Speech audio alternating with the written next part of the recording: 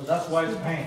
Затова се получава болка. And there may be other symptoms like numb, sore, burping, vomiting, many different reactions. Много други реакции може да се получат, като безчувственост, уригване, повръщане, стрес, най-различни такива. This is all part of healing. Това е част от лечението. So don't be frightened by pain. Не дей да се страхуваш от болката. But of course, when sometimes that particular area is too painful, you don't have to focus on that area first. Но ако тази област твърде много е болезнена, не дей да се фокусираш на тази област веднага. You can do other parts of the body first. Може други части на тялото да пляскаш It първо. will also do the healing Това също ще лекува. because they are related. Защото те всички са свързани. For example, you have a heart disease, you don't have to slap on heart. Ако имаш болест на сърцето, не трябва върху сърцето да шляпаш. Even if you have an emergency case like heart attack, you fell down. Ако имаш спешен такъв случай, като атака на сърцето и човек е паднал. See, the mainstream rescue way is to use the CPR, to press here. Това, което правят лекарите, е започват да натискат тук за спешна помощ. This is not a very smart way. Това не е много разумен начин.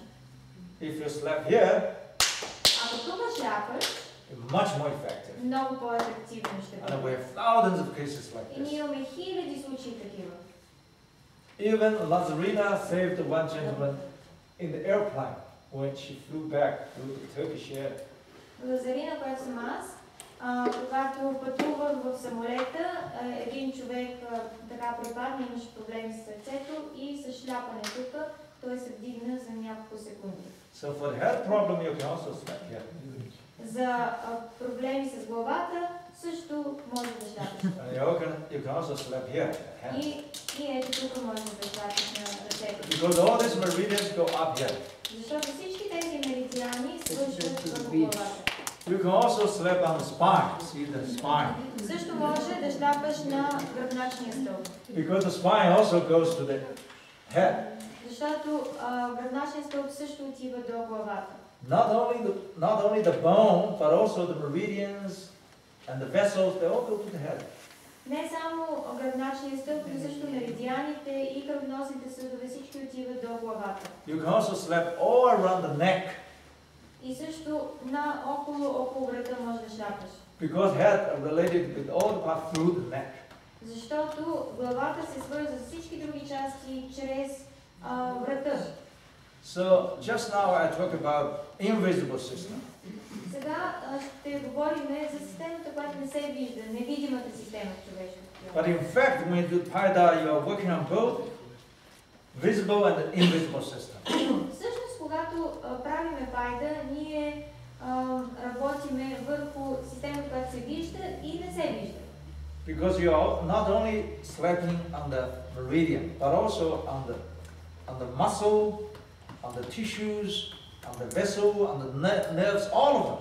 Защото ние, когато шляпаме, не само шляпаме върху меридианите, но и върху всички други области, върху мускули, върху кръвоносните съдове и всичко останало. Now you may ask, where do we begin as a beginner?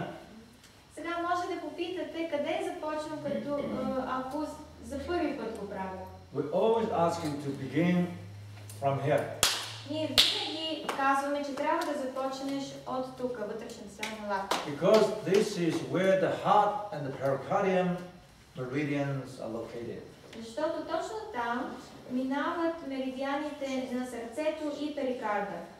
And the heart is regarded as the king of the whole body of the kingdom. И сърцето смята за кралят на цялото тяло на царството. So now let's do a few minutes on here. Let's see what's going to happen, okay? Сега ще направим няколко Let's do it минути again. тук заедно и ще видим какво ще стане. 1, 2, 3, 4, 5,